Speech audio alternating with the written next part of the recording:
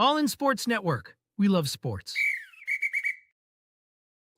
Is this Kansas City Chiefs team actually as bad as everybody is making out to be? Or is there more to it than what we're looking at? And is this team maybe just more unlucky than anything? We answered the question here today on the Chiefs Report. We appreciate you making us your everyday listen for your Chiefs content. I'm Jason Andrews, and we welcome you into this from the Rogue Sports Network. Hope you are having a fantastic, was it Tuesday now at this point? I'm losing track of the days just because I'm getting so frustrated with Kansas City. Obviously, got to watch a game last night, so that kind of changes all the entire days. But today, we got a couple of different topics for you. And the first is one that we kind of touched on yesterday on the show, but it's really something I want to dive home on. And it's about the Kansas City Chiefs and if they are actually as bad as people make them out to be. Yes, they're 5-5. Yes, they've lost to pretty much all of the contending teams they have faced. However, if we take a deeper dive into the stats, which is what we're going to do today, I really don't think this team is as bad as people want them to be, slash, look at them in some aspect. And I think in some reason that leads us to the last little bit. So it's kind of weird in some aspects in the way that the people of Kansas City and the people of the Chiefs still believe, and I still believe for them, but why are people still believing in this team? Why are the national media still picking this team to beat a Colts team that is in a very good spot? So we'll kind of talk about everything with that and go through that in today's show. But let's get started and kind of first break down, well, this team and really what the difference is from this past year to this year. And the first thing we have to look at is this intriguing stat that I saw. It's the offensive series results, and it's basically a means of how many times are you going to get a first down on a 1st and 10? How many times are you going to score? And the biggest like teams are at the top in terms of offensive percentage, basically the touchdown percentage, and of course, getting a 68%. Obviously, there are series that are excluded, including field goal series and series that have kneel down. So that is something. But if you see here, there is an intriguing team at the top of all this because if you think about the best offensive teams in the NFL or the best teams in general in the NFL, you think the Colts, you think the Rams, you think the Bills. Offensively, the Cowboys have been very fantastic, and yet who's at the top aside from them? The Kansas City Chiefs, and yet with their 5-5 record, they're down close. They should be down closer to here in theory, but their percentages are very, very good. In fact, they only punt 9% of the time on a first down. They have 8, or with the first down series, what they're kind of referencing in this, and so I find it so intriguing that people continuously want to look at this Chiefs team and find a reason why they can't do it. Find a stat that says this team is actually as bad as it makes it out to be. Now, don't get me wrong, 5-5 is not what I expected. It's not something that I wanted. It's not something that I was going to say I thought was going to happen. But at the end of the day, looking at stats like this, it makes me believe that, yeah, this team might be 5-5. Yeah, this team might not be winning those close games that they were last year. But is this team actually as bad as people are making out to be? No. No. We can see here of some stat comparisons. In Kansas City, through 10 games last year in 2024, they had one loss. They were 9-1. This year in 2025, they were 5-5, obviously, through 10 weeks now, or 10 games, I should say. And yet, if you look at the stats in terms of points per game, the Chiefs are scoring more points by 1.4. In terms of points per game allowed for Kansas City, they are allowing one less point than what they were allowing last year. In terms of average point margin, 7.3 margin of victory, 4.9 margin of victory. Offensive efficiency per play is at 0.13. Defensive of EPA per play, which EPA is not exactly efficiency, but that's just the easiest way to explain it. So we're going to go with that. You have 0.1 there, and then you have 0.2 in this season. So your defensive efficiency last season is maybe just slightly, ever so slightly better last year. But the big one to me, and the one that makes me the most radicalized, I guess, about this, and why in the world people actually believe this team cannot do what people still believe they can and go out there and win a Super Bowl, is the turnover margin in last year as compared to this season. You were 9-1, and yet you had a -5 turnover margin. You are 5-5 this year, and you have a +3 turnover margin. With all this to be said, I think it is time to really take a deep dive and look at the games from last season as compared to this season. And so that's where I kind of want to go into now and just kind of break down some of the games last year and some of the maybe luckiness, I guess, of it, but also some of these one score games that they were winning. I mean, think about it. There's a 7-point victory off the bat against Baltimore. And looking at the stats too, a lot better of a rushing game in some aspects, somewhat similar, but a lot better of a rushing game. 100-yard receivers don't have a lot of those throughout the first couple of weeks. And they win by 7. They win by 1.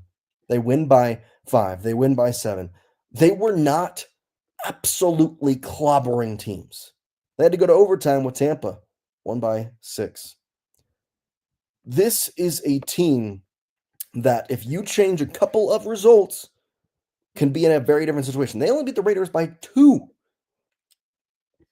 And yet you go to this season and you think about the games they have played and think about how, just like last year, those one-score games are happening. Yeah, they have the teams they beat very, very handily, but those one-score games are happening.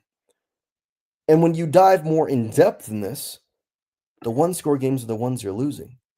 You think about the victorious games. You're winning here by more than one score. You're winning here by more than one score. You're winning here by more than one score. You're winning here by more than one score. You're winning here by more than one score. And we've said this time and time again, but the games that are one-score games, the Chiefs aren't winning. And so the stats that we just showed you, they might actually be better, and they are this season. The team as a whole might legitimately be better this season than they were last year. And yet, for whatever reason, they were winning the one-score games last year. And it's, as I've said in prior shows, I don't know that there is a downright reason as to why they aren't winning it in this season as to prior seasons, specifically last season. Because by all accounts, the stats suggest the Chiefs should be in a much better position than what they are. In fact, if you look at a complete season total last year, the expected wins through the whole form, it's a crazy formula, but I'm not going to into it. The expected wins for last year's team based on statistics, teams they played, average margin of victory, and everything in that combined was 10 wins. The average or expected win total for this year's team, the team that has lost 5 games already, is 11 wins. We can sit here as Chiefs Kingdom and look at all the bad things this Chiefs team has, and that they can't win the close game and they can't beat the opponents that are probably going to be in the playoffs. Teams like Los Angeles, teams like Philadelphia, teams like Jacksonville and Buffalo and Denver are probably going to be in the playoffs. Teams like Washington and Las Vegas and New York, and to some extent maybe even Baltimore, they might not. However, if you are sitting here and believe that this Kansas City Chiefs team is down in the dirt, dunzo, out of commission, you'd be wrong. Because the stats and the backing behind everything this team has indicate that we are in line for a streak of wins. Now, as a 5-5 team, you'd be crazy to just expect the Chiefs to come out and win the final 7 games of the season. Take on Indianapolis in Arrowhead, beat them. Go to Dallas for Thanksgiving, beat them. Beat Houston and Los Angeles in Arrowhead. Go to Tennessee, obviously that's a win, but then you face them against Denver again on Christmas, beat them, and then finish off with Las Vegas. Is it an impossibility that they can go out and win the final 7 games of the season and finish the season 12-5? Absolutely not. In fact, I'd say the percentage of that is not terrible. It's not good, but it's not terrible. And yet, people still believe in the Chiefs. And people still want this team to succeed. And they want this team to be good because they can see the stats and they know that it's a flip of a switch. It's something that I don't know if it's the football gods that the past however long that it's been, the Chiefs have been able to win those one-score games. I can't say that I could rule out just the absolute sobering feeling after getting clobbered in the Super Bowl and kind of having to reset this year. And I mean, it's a bit of psyche, I think. I think it ultimately has to do a bit of psychological stuff with this Kansas City Chiefs team, because it's tough to go 15-2, and then in all reality, you went 15-1 as a starting team. You sat your starters that last week with Carson Wentz playing, and then you proceeded to go through the playoffs, really not too big of a hassle in 2024. I mean, relative to prior seasons, it really wasn't that bad. It really wasn't. You took down Houston pretty handily. You were able to then take down Buffalo in again, Mahomes-like game, but you won. And then you get clobbered in the Super Bowl, and it was probably worse than this score even can really show. And the psyche is there of, okay, well, shoot. We just went 15-1, and on the other side, we got clobbered. And so I'm not saying that Patrick Mahomes needs a psychologist, or this team needs a psychologist or whatever. I'm just saying that it's like, at this point, we're kind of looking for anything that could be wrong, anything that could switch this team, because I know last year's team, for as much as the stats want to say this year's team is better, last year's team would not have lost the game to Denver. Patrick Mahomes would have gotten that ball with 4 minutes left, and the Chiefs' offense would have driven down the field, and they would have scored. Whether it be a game-winning field goal at the buzzer, a touchdown with a minute left, they would have scored. That's not what happened. They went 3 and out this time. And I regret to keep harping on it, but I feel like it's so important because we've been kind of looking for this difference of what is changing, and we've somewhat found it in a lot of ways, and it's being able to finish games. This Chiefs team can't. Last year's Chiefs team, they sure as hell could. Those one-score games were theirs. Those defenses were closing out games, and it's not the same now. It's not. And there's multiple sides to blame, and I don't think that each game has a different blaming factor. I think you can say, well, the defense should have stopped Denver when they got the ball back, and they should have. The offense should have scored. You can go to Jacksonville. The offense should have scored more. The defense should have stopped when you had a 30-plus point advantage, or not 30-plus point, but 30 points on the board. Have like a 15 to 20-point advantage. The point is there that this team has the moxie to go out there and compete this season, and that anybody who wants to write them off can go ahead, but yet it seems as though people don't. It seems as though this game upcoming against the Indianapolis Colts and games beyond, the Chiefs are going to be favored, and that no one is going to give up on Patrick Mahomes, on Travis Kelce, on Andy Reid, on the key parts of this team until it's truly over, and until that playoff percentage is at 0. We'll talk about that. We'll talk about the percentage of victory that the Chiefs have in this upcoming game versus the Indianapolis Colts, and everything in between when we come back from this break. It's the Chiefs Report on the Rogue Sports Network. We'll be right back. Shades is your trusted partner in stage lighting, offering a wide range of high-quality, innovative products since 2015. With designs that cater to all needs, fast delivery, and affordable prices, we provide exceptional customer service to ensure your satisfaction. With warehouses across the globe and sales in over 100 countries, Sheds is quickly becoming one of the most recognized names in the stage lighting industry. Visit shehds.com today to discover top-tier stage lighting solutions and become part of our global network. Introducing Muc-Off's classic pink bike cleaner, powered by revolutionary nanotechnology that breaks down dirt and grime on a microscopic level while protecting your bike's delicate finish. Developed by our mad developer Alex and tested by riders, our products are made by riders for riders. Discover more at us.muc-off.com, where we break the mold to bring you the best in bike care.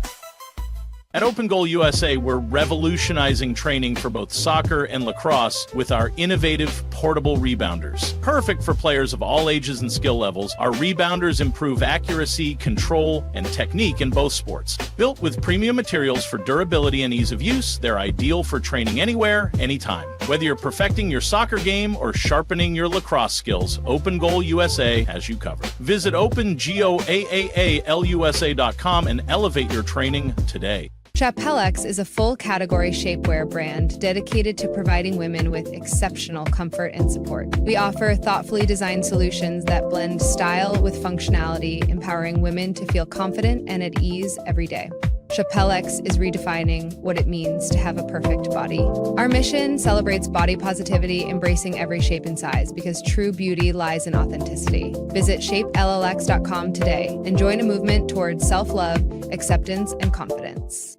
Indulge in Blum's luxurious Lotus Flower Rolls. The green Lotus Roll bursts with a caramel apple flavor, while the blue Lotus Roll offers a smooth berry cream sensation. With our Crush for Flavor technology, enjoy an instant burst of natural, intense flavor anytime you desire. Elevate your experience with the finest creations nature has to offer. Explore the full collection at blumleaf.com. That's BLUUMLEAF.com. Blumleaf. Golf Partner, the world's largest golf store network, offers more purchasing opportunities than anywhere else. With a dominant market share and a wider selection of quality secondhand golf clubs than our competitors, we make it easy for you to enjoy the game with affordable, top-quality equipment. Join us at golfpartnerusa.com and discover why we're the trusted choice for golf lovers worldwide.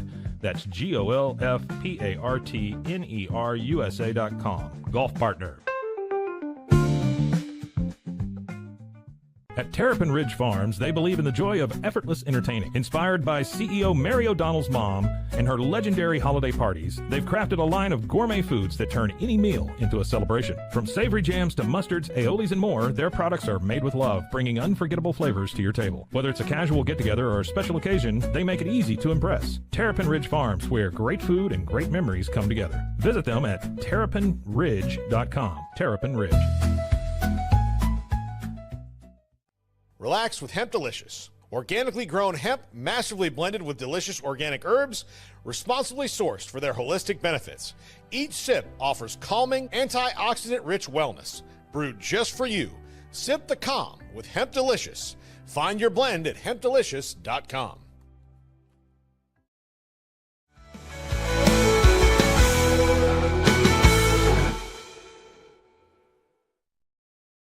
Welcome back to the Chiefs Report, everybody. Jace Andrews sitting here with you, talking about the Kansas City Chiefs and what we can expect for the upcoming weeks for them.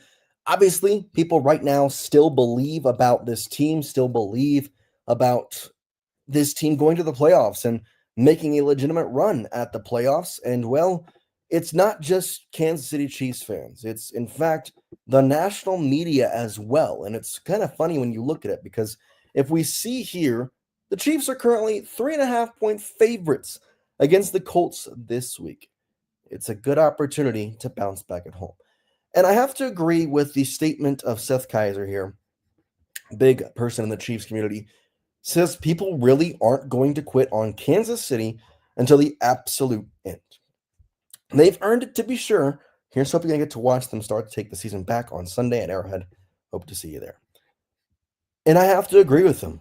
I really do, because when you look at this Kansas City Chiefs squad, when you actually take in what Kansas City has been able to do in past seasons and in some aspects past playoffs, and just being able to turn it on, to figure it out late, to make sure that this team is going to get into the playoffs in a certain situation, and that's what we're at right now. And Patrick Mahomes has said it countless amounts of times, but he really said it this past week against Denver when they lost. In the post-game press conference, he was like, listen, we have to be better. I have to be better. It is now not just, oh, well, we can say these things. We got to do it like, well, we have to. And in all reality, it's not really a have to. It is now a have to. As of right now, Kansas City has to start putting something together.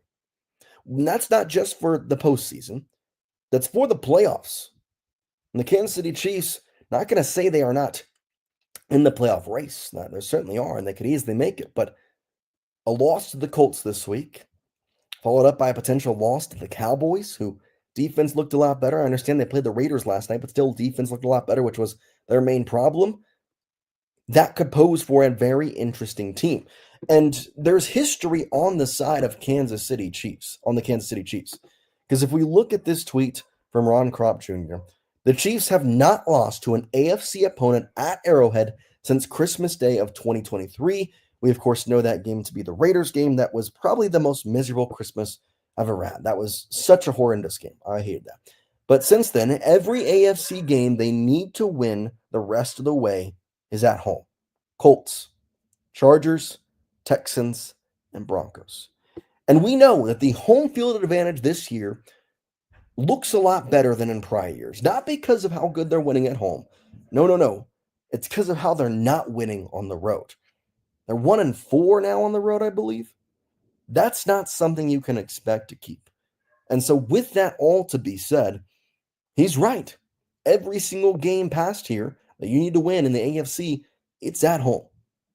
Because guess what? You're going to play the Raiders and the Titans away. Don't really care about those two games. I think you can win those games wherever the heck they played. You could play them on the moon and still beat them. I love this team, and I still believe wholeheartedly in them, and history is on their side. However, the one piece that I think I keep coming to terms with, or maybe coming to a conclusion with, is that maybe it's the offensive scheme. Maybe back in 2023, when we were all talking about Matt Nagy and why maybe this wasn't the job for him, they should be looking for a new offensive coordinator. At that time, Eric Bieniemy was going to be let go from Washington. It seemed like a perfect fit. Well, why don't we take a re-look back at that? Now, I don't have too much of a cold, hard stats in all this. However, I do have some interesting statistics with the Chiefs and maybe how predictable they are. So in this graphic here, we're going to talk about teams, or if you're listening, got a graphic up talking about the amount of times that you have snapped the ball under center and either passed or ran the ball. Obviously, running is going to be a higher percentage for most of these teams when you're snapping the ball under center. And so you look through this and you look at Kansas City down here with 29th. In terms of under center snaps, the Chiefs have taken 110 total under center snaps, and they have run the ball in that time 85 times. So 85 of the 110 times they have run the ball when they go under center. Teams behind them who have run the ball or have had the ball less under center are the Bengals, the Falcons, and the Commanders. And one specific team ahead of them that is in a playoff caliber team and a Super Bowl caliber team, the Philadelphia Eagles, who also do not run a lot of under center plays, have 127 under center snaps and have 82 snaps that are resulting in runs and 45 snaps that are resulting in pass. So it's about 1.5% of the time they are snapping the ball under center and then proceeding to throw the ball or run the ball rather than run the ball. And so I thought this was intriguing. So you continue on in this kind of statistical endeavor. We know that under center, you have had 85 different runs, correct? Okay. And then you go and look at this team and their running game and how many total carries they have. 259 carries are going to be, and this is 2024, this is 25. You have 259 total carries that have been runs. But however, you have to continue the math from there because obviously under center does not matter for almost everybody in this equation. So let's do some quick math here. 259 snaps have been runs. You take out the 48 runs that Patrick Mahomes has done because those sometimes aren't design runs. You take out the 7 runs that Xavier Worthy has had, take out Rashee Rice. And I know some of these guys do have under center, but it's just do have the runner under center, but I'm still going to put there. You take out the 1 for Nico Remahio, the 2, or then the 5 for Gardner Minshew. So in that aspect, you have 194 carries left. Out of those 194 carries, 85 of those have been under center. So you minus 85, you have 109. So that means when you are running the ball, almost half the time it's when you're under center. And we can talk a lot about how this running back game and this running back room has not performed the level that we expect it to. And we can say it's Isaiah Pacheco. We can say it's Kareem Hunt. We can say it's this, or that. However, what if there is a little bit of the secrecy being taken away. I understand the Chiefs in these close games have had to throw the ball more and the running game hasn't worked, but we saw the running game was doing pretty well against the Denver Broncos. Overall, Kareem Hunt had a decent game, if you ask me. Ended up with 13 carries for 59 yards, averaging 4.5 yards per carry. In fact, the past 4 games, he's averaged 4.5, 4.4, 4.5, 4.5 carry average yards per carry. Let him run some more. I mean, that average might go down, but let him run some more when he's only carried the ball 4, 9, 11, and 13 times in those 4 games. When you're looking at why the Chiefs aren't scoring late, losing these one-score games, I think you have to look at that they don't trust their run game. And whether you want to blame that on Brett Veach and not getting a running back, whether you want to blame that on Matt Nagy being too predictable, not trusting guys, Isaiah Pacheco not being as explosive as he was in the past, that could be something to check out.